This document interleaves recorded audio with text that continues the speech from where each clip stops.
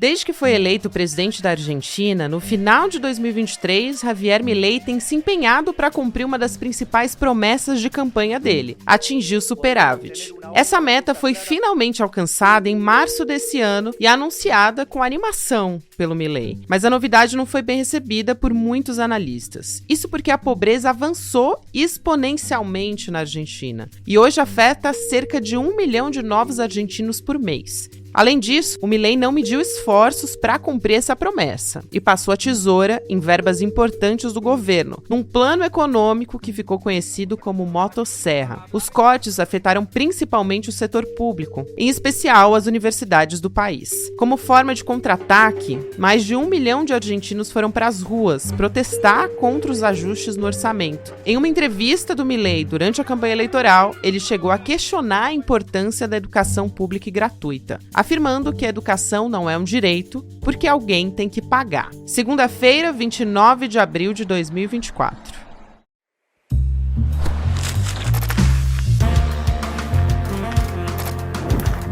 Olá, seja muito bem-vindo, seja muito bem-vinda. Eu sou a Gabriela Varela,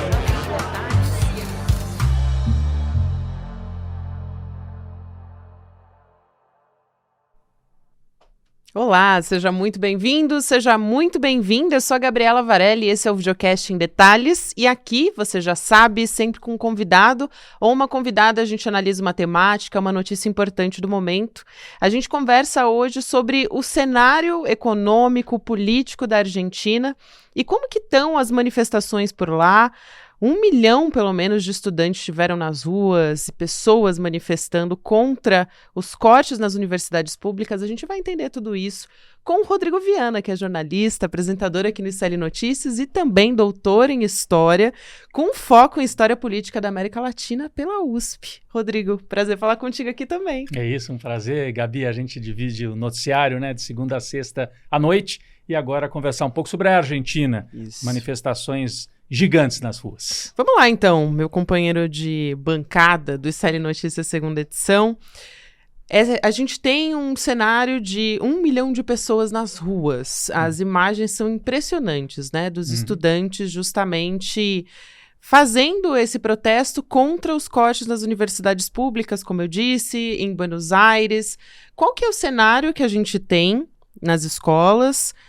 E o que aconteceu? Como foi o clima nas ruas? Então, Gabi, é importante primeiro a gente ver a manifestação foi puxada pelos estudantes, mas as imagens mostravam, e eu achei isso muito interessante, os pais, as mães, às vezes até os avós foram também para a rua. Alguns deles lembrando que puderam estudar, eram filhos de operários, filhos de trabalhadores, e estudaram porque a Argentina tem uma tradição, de todos os países da América Latina, é aquele que mais investiu na universidade pública. E isso tem uma história de 100 anos na Argentina.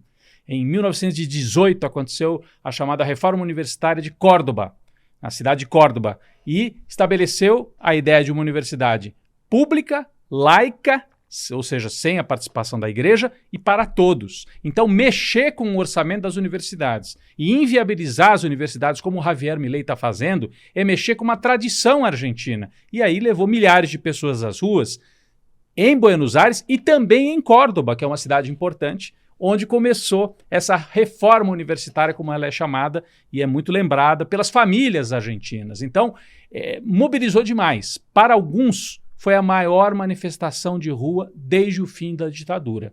Talvez um pouco de exagero, houve outros momentos importantes em que muita gente saiu às ruas na Argentina.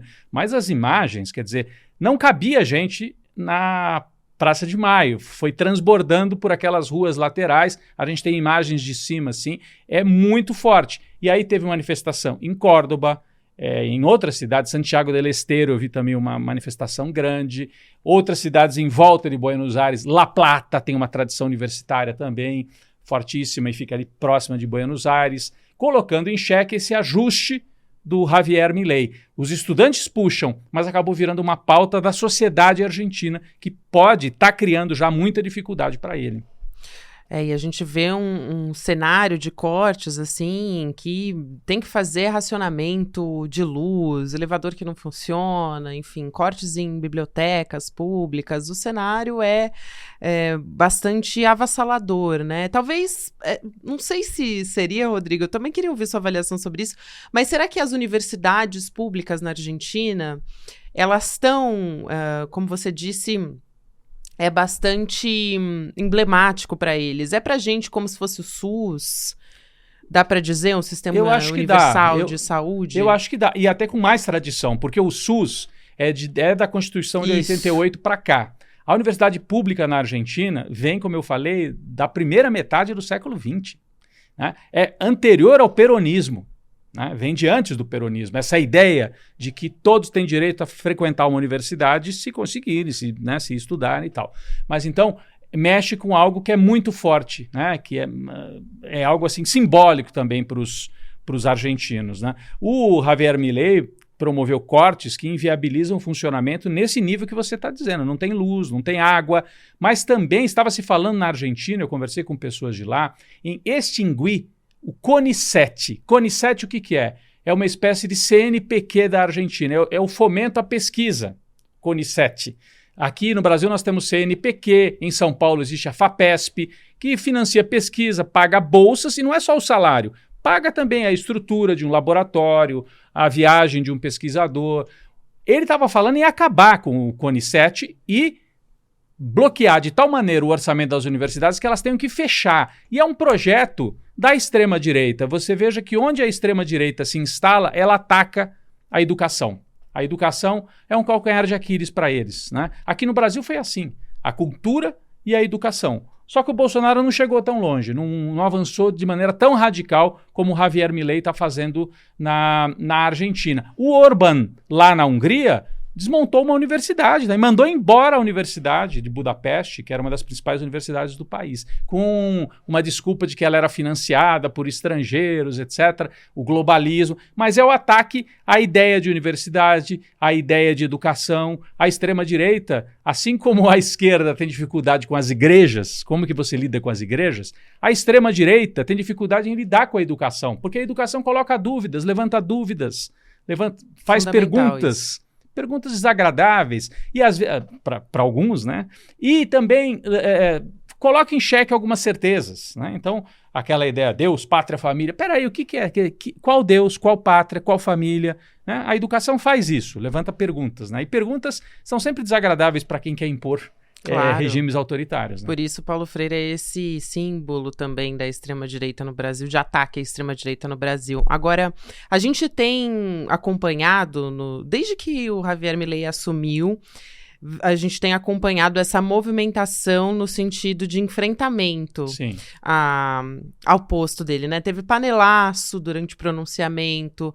A gente tá vendo agora também na Feira do Livro, a gente estava conversando antes de começar até o episódio, na Feira do Livro lá em Buenos Aires também, o Milei virou praticamente uma persona não grata. A turma da cultura, das editoras, do livro, não quer a presença dele, porque ele é contra a cultura, contra a ideia de reflexão, né?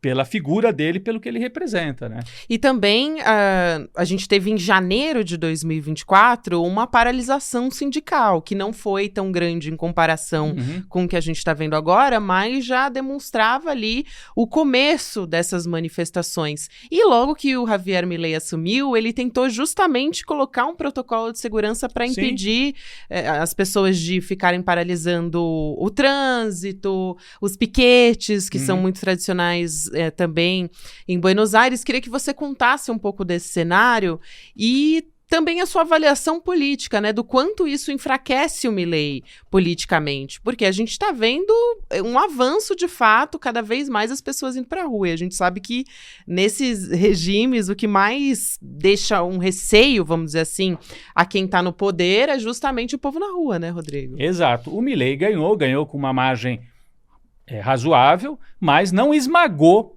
a oposição continua existindo. Tem uma oposição organizada, tradicional, que vem do peronismo.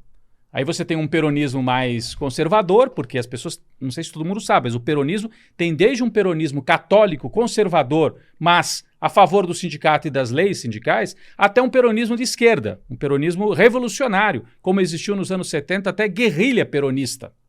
O Perón era um militar de origem, mas ele teve um papel tão preponderante na sociedade argentina que tinha peronismo para todos os gostos. A Cristina Kirchner e o Néstor Kirchner são desse peronismo mais à esquerda, né? Um peronismo reformista, um peronismo que enfrenta, inclusive, algumas questões do capitalismo e tal. A primeira marcha em janeiro, ela foi organizada pelos sindicatos, por esses setores mais tradicionais organizados do peronismo. Essa marcha agora dos estudantes das universidades, como eu falei, não só dos estudantes, de professor, de funcionário e das famílias, né, em torno da universidade, ela eu já diria que foi uma marcha mais da sociedade do que somente da oposição. Então, transbordou. É um sinal amarelo bolha, realmente. Talvez. Então não dá para dizer, os peronistas, a oposição que perdeu está querendo fazer barulho. O Milei tentou vender essa ideia. Ele falou, é o choro da esquerda. Mas não dá para simplificar e dizer que foi só isso. Quando a gente olha as imagens, 1 milhão de pessoas na rua, né? Não é só o setor mobilizado. A Cristina Kirchner foi para a rua, tem até uma imagem bonita. A Cristina sai no balcão, como eles dizem lá, numa sacada do prédio onde ela trabalha, com um blusão da Universidade de La Plata, porque foi onde ela estudou. Ela e o Néstor se conheceram, aliás, na universidade, foram do movimento estudantil na universidade. Então, os estudantes levaram para ela e ela, estou aqui como uma ex-universitária da Universidade de La Plata. Então, ela participou, mas não dá para dizer que foi uma marcha puxada pela Cristina Kirchner. Não, é uma marcha...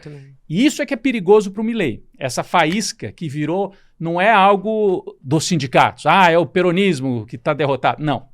É algo da sociedade que está resistindo. Então, a avaliação política que a gente pode fazer é essa. E, Gabi, se você me permite, claro. O Milei tenta vender a seguinte ideia. Um presidente, ele se apresenta como ultralibertário. Na verdade, ele é do movimento neofascista.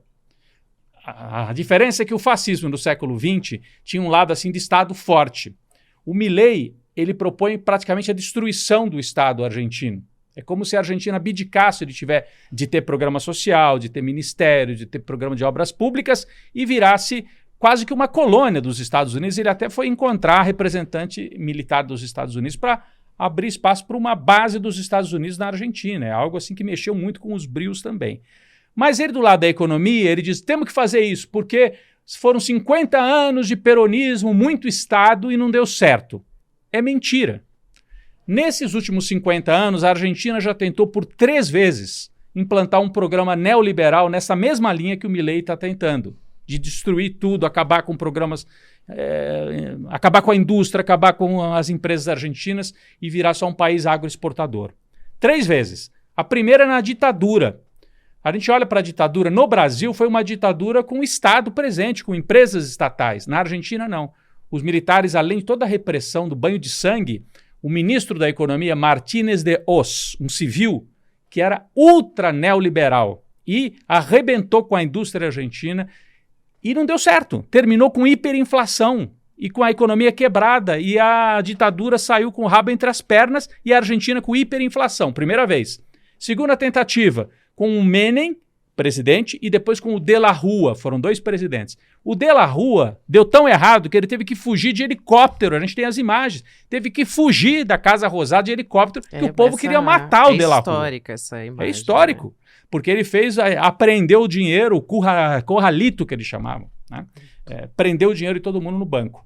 E a terceira tentativa é agora, com o Macri, foi presidente por 4 anos, perdeu, não conseguiu implantar o programa liberal, não deu certo.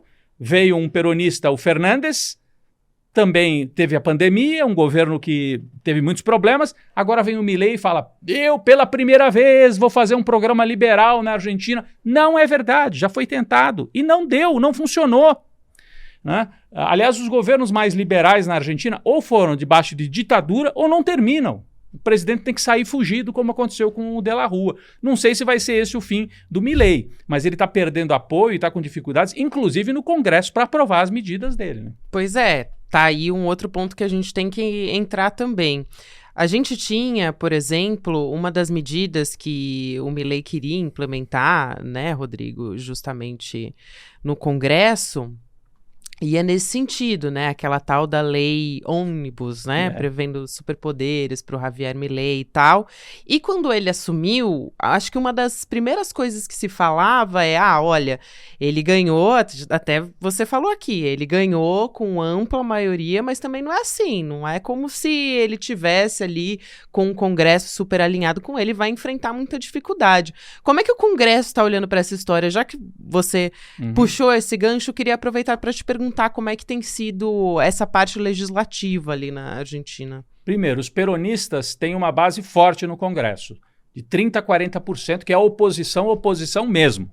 O Milei, o partido do Milei, tem entre 20% e 30%, não chega a 30% do Congresso argentino. E aí tem uma turma assim no meio do caminho, que é a União Cívica Radical, que é um partido de centro-direita, mas não é fascista, muito longe disso. Tem inclusive setores democráticos e tal.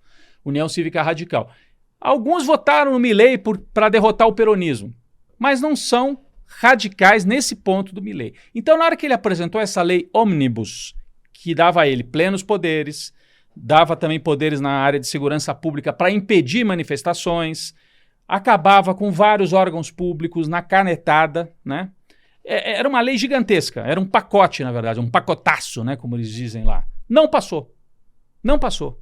Teve que voltar a estaca zero. Ele hoje não tem apoio suficiente para implantar o programa. Ele está tentando criar um fato consumado e talvez levar a Argentina para um caos tão grande que ele diga assim, agora ou dolariza ou vai explodir o país. Então, me parece que essa extrema-direita, em parte, aposta nisso, da destruição. O Bolsonaro, quando ganhou, falou isso. Antes de construir, nós vamos destruir.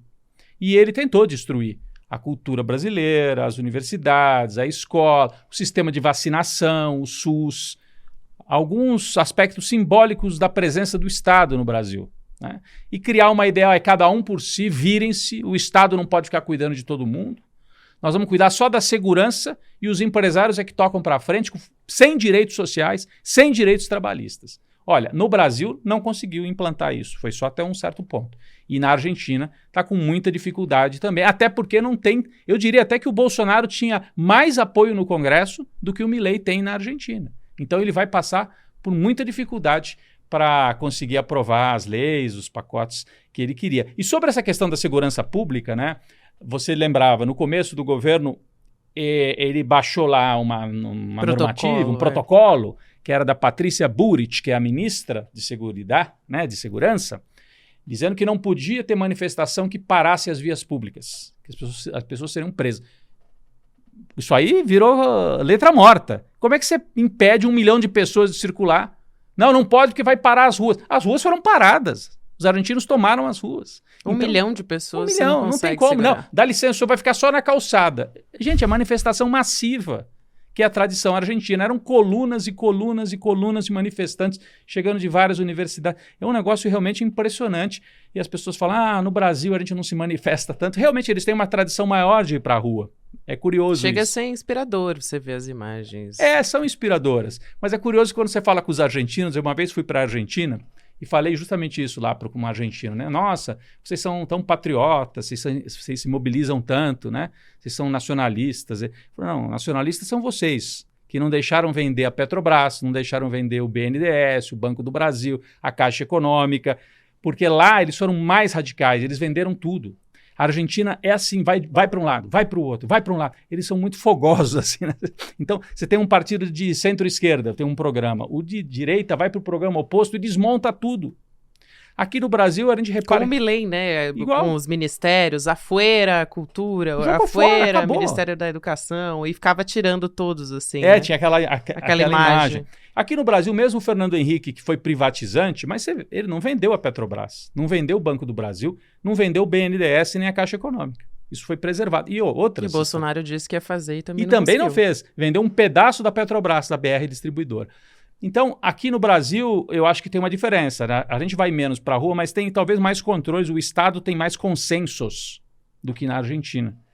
É bom ou é ruim? Eu não não sei, a Argentina com tanta mobilização vive numa crise já há muitas décadas também, né? É muito interessante esse ponto que você traz e eu queria aproveitar para entrar em como o mundo, né, tenta vender essa imagem de que está dando certo, inclusive a imprensa, né, muitas vezes, que é absolutamente uma mentira.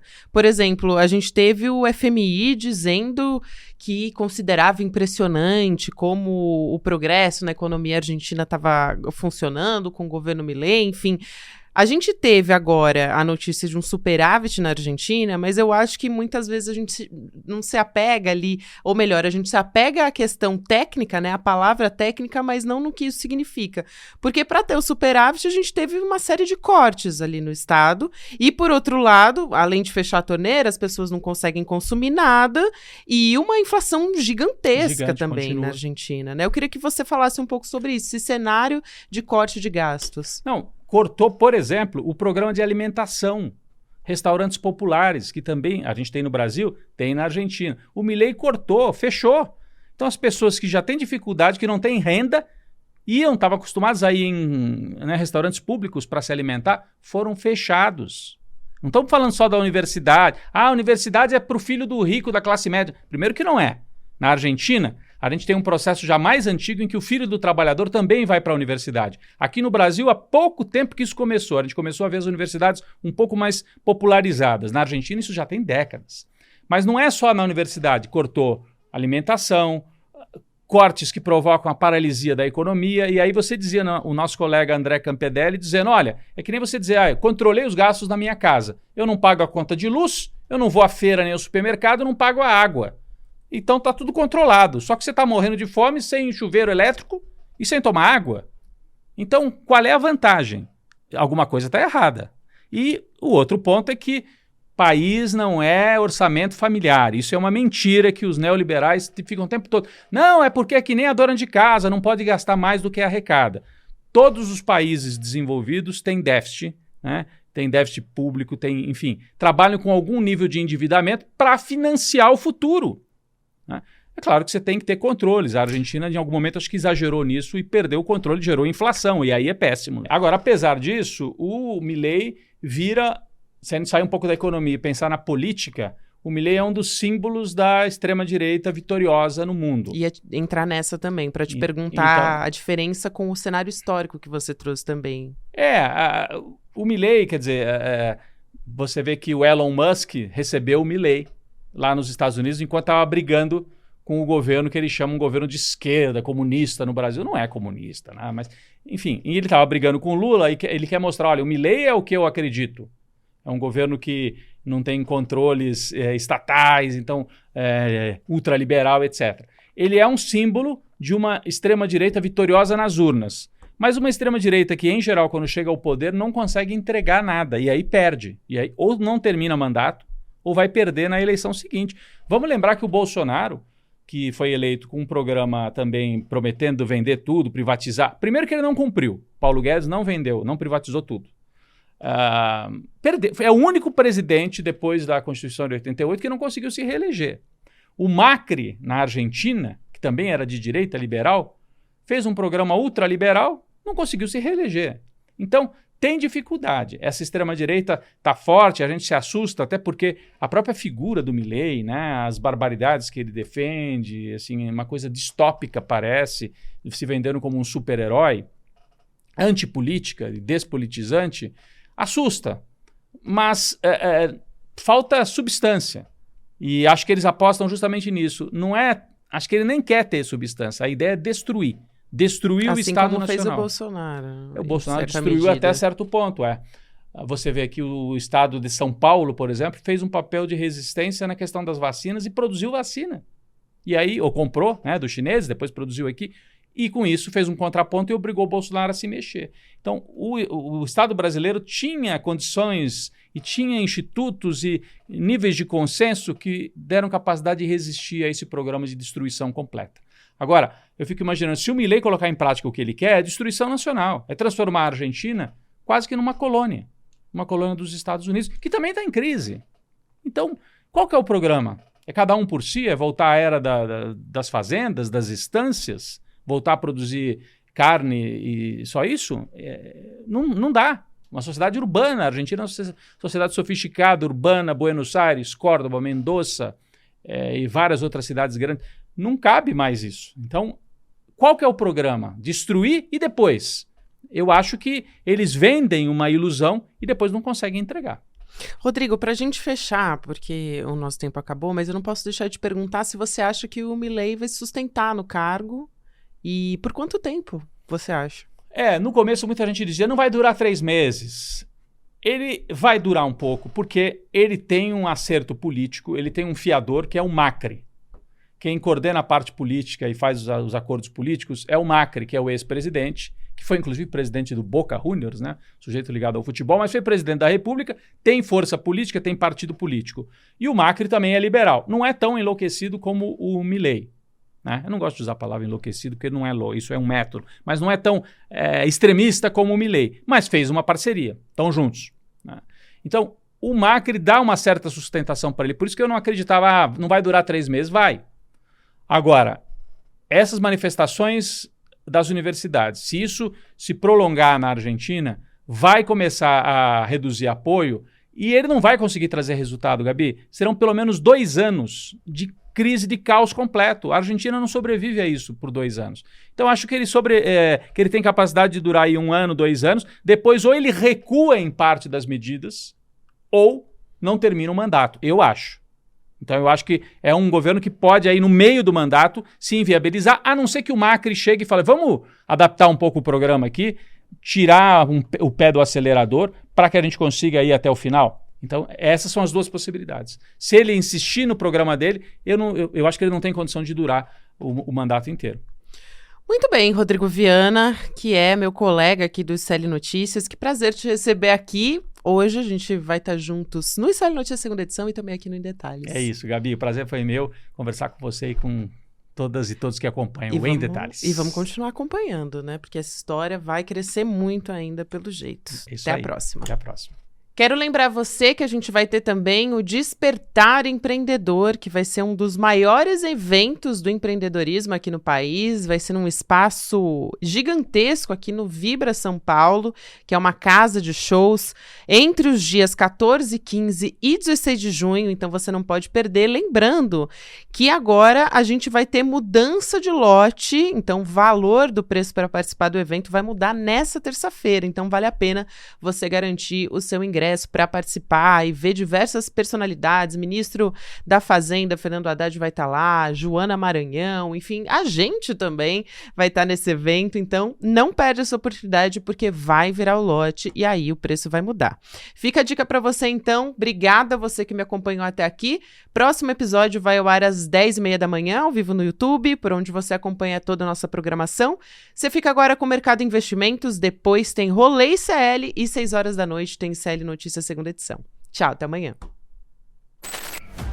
A gente está fazendo história, construindo a maior comunidade de empreendedorismo e negócios do Brasil, hackeando o sistema e vencendo eles nas regras deles. Mas isso tudo é só o começo, porque agora chegou a hora de despertar. A hora de construir um empreendedorismo onde os negócios prosperam e as pessoas têm dignidade. Esse momento histórico vai acontecer aqui, na Vibra São Paulo, a maior casa de espetáculos do Brasil, nos dias 14, 15 e 16 de junho.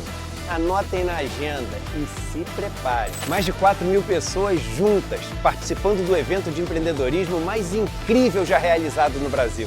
Aqui, a gente vai assistir ao melhor grupo de palestrantes já reunido no Brasil. Palestras técnicas com grandes especialistas e shows maravilhosos para sacudir a plateia e colocar essa casa abaixo. E vão ter várias dinâmicas também, para vocês poderem ampliar a rede de relacionamento de vocês e, quem sabe, fazerem vários negócios. Você não pode perder essa chance. Participe do Despertar Empreendedor, esse evento único. Vamos redefinir o conceito de empreendedorismo no Brasil.